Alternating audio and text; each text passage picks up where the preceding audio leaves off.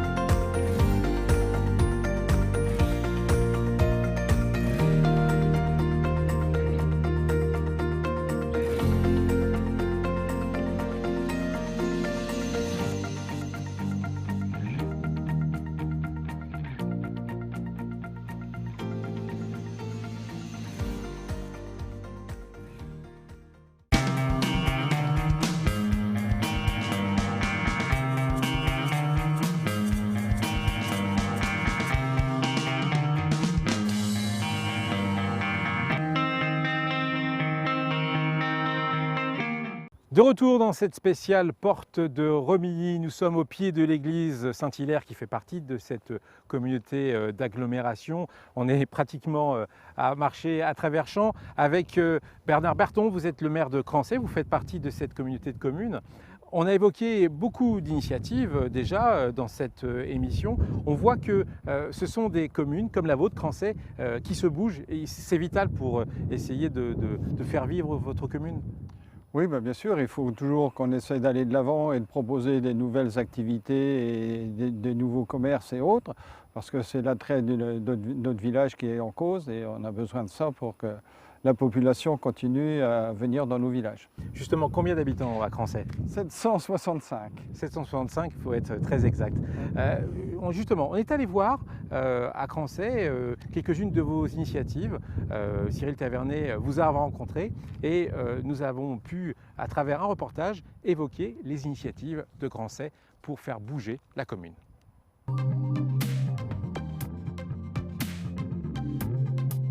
Alors depuis une dizaine d'années, les élèves de Crancey, du regroupement pédagogique Crancey-Saint-Hilaire profitaient de la cantine de Gelane en transport scolaire. Cela représentait beaucoup de fatigue pour les enfants et du temps perdu en transport. Depuis 2 ou 3 ans, avec la commune de Saint-Hilaire, nous avions envisagé de la création d'une cantine dans notre regroupement pédagogique. Et en 2015, avec le maire de Saint-Hilaire, nous avons décidé la construction de ce bâtiment qui est opérationnel depuis la rentrée de 2016. Il y avait une vingtaine d'enfants qui faisaient le transport jusque Gelane. Depuis l'ouverture de septembre 2016, nous avons une moyenne de 30 à 35 enfants qui profitent de notre cantine, qui est donc un projet qui était nécessaire et viable pour la commune. Donc ce café a été racheté par la commune il y a 4 ans. Nous avons décidé, avant de le remettre en gestion, de faire une rénovation complète, tant pour les normes électriques que pour les normes accessibilité. Nous pensons que le maintien de ce commerce est vital pour le village et en particulier pour le seul commerce qui reste, la boulangerie. Et l'attractivité du village passe par la vie de ces 2 commerces. Là, nous refaisons tout dans le bâtiment, toute la toiture, toute la structure interne pour le mettre aux normes complètes.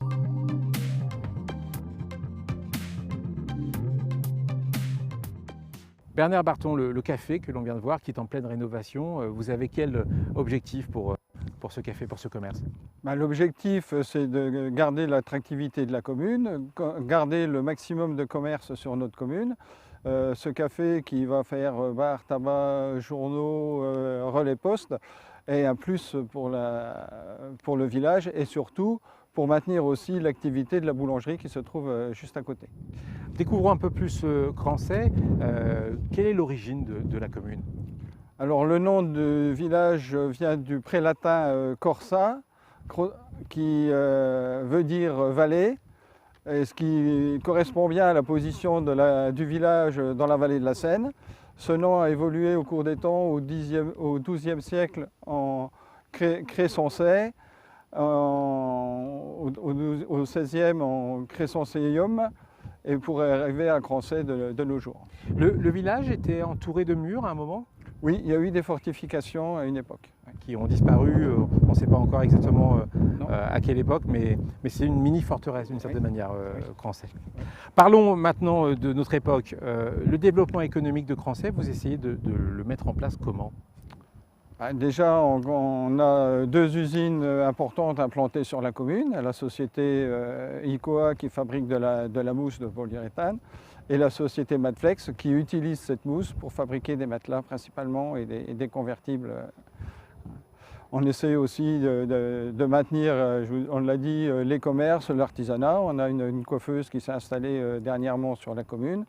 Et donc, on est ouvert à toutes les initiatives. Et je crois que Matflex essaye d'embaucher en ce moment, oui. Qui est en plein développement. Oui, oui. Pour conclure, Bernard Barton, si votre commune avait un slogan, ce serait quoi? Crancey est un village ouvert sur la plaine et la vallée. C'est tout un programme. Merci Bernard Barton. On va de nouveau découvrir une autre commune qui est pas loin de chez vous, c'est Par-les-Romilly dans un instant.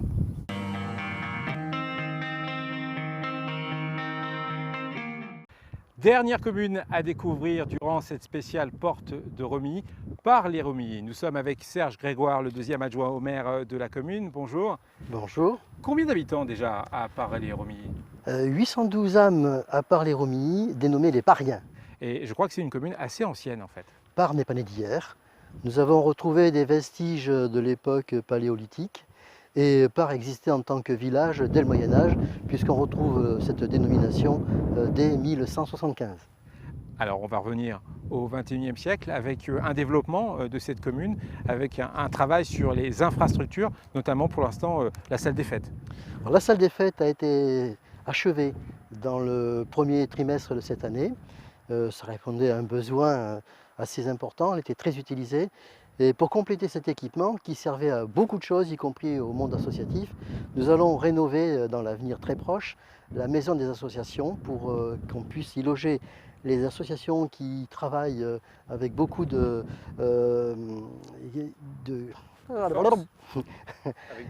avec beaucoup de force et qui méritent des équipements à la hauteur de leurs efforts.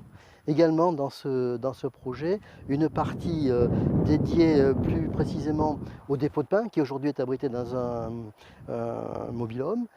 Et nous aurions souhaité y implanter également un petit commerce multiservice, mais malheureusement, et peut-être nous aiderez-vous, nous n'avons pas trouvé de partenaire qui veuille se lancer dans cette aventure. Alors là, vous lancez un appel pour À candidature. une implantation d'un commerçant. Est-ce que vous allez lui donner quelques bénéfices, quelques avantages pour permettre cette implantation? Eh bien, la mairie va rénover le bâtiment qui sera totalement aux normes et il y aura des accords à trouver en fonction du projet sur par exemple un loyer qui pourrait être progressif, modeste au départ, de façon à aider au succès de l'opération, de l'entreprise. Le fait que vous soyez partie prenante dans cette communauté de communes, qu'est-ce que ça vous apporte? Alors, la communauté de communes nous apporte beaucoup de choses. D'abord, c'est une mutualisation des services, donc un service optimum pour un coût minimum, je dirais, ou moyen tout au moins. Nous apporte également des aides financières, et sans lesquelles d'ailleurs nous n'aurions pas pu réaliser ni la salle des fêtes, ni les travaux de mise en sécurité de la traversée du village, implantation de feux rouges, passage surélevé devant les écoles, etc. Et que nous allons prolonger d'ailleurs par la mise en place de chicanes, puisque c'est une voie départementale assez fréquentée dans un avenir proche. C'est quoi le nerf de la guerre pour un village comme le vôtre? C'est d'accueillir de nouveaux habitants, c'est de développer économiquement? Offrir des conditions de vie agréables, tout en étant proche de Romilly, qui possède tous les services que l'on pourrait souhaiter dans une ville de cette importance, que ce soit au niveau associatif, culturel, sportif, médical, etc. Nous sommes très bien dotés, donc c'est le moyen de vivre à la campagne tout en profitant des avantages de la ville. Si Parler Romilly était un slogan, ce serait quoi? Alors au débeauté comme ça, je dirais à part, on n'est pas rien. Et chacun pourra l'écrire comme il le veut, en fonction de sa sensibilité, puisque plusieurs orthographes sont possibles. Très belle conclusion, merci beaucoup.